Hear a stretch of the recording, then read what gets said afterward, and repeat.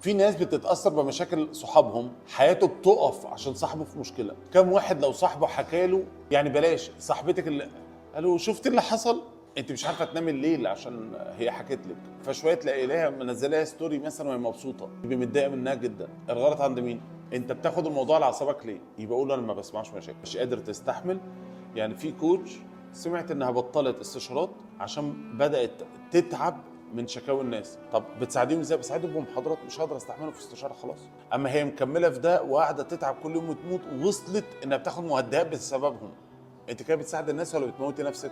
هو انت وانت قاعده تتفرجي على حاجه مش عاوزه تتاثري بيها؟ يعني واحده طلعت بتحكي ان باباها اداها 10000 جنيه مصروف وان هي مش عارفه تجيب البوبه مثلا. ايوه بصي انت ضحكتي صح كده، اعتبري مشاكلها كده بالنسبه لك، ده مشكلتها هي، وانا قلت لها مش هقدر اساعدك وانت مصره، خلاص انا ماليش دعوه، ده رايها، ده مشاكلها.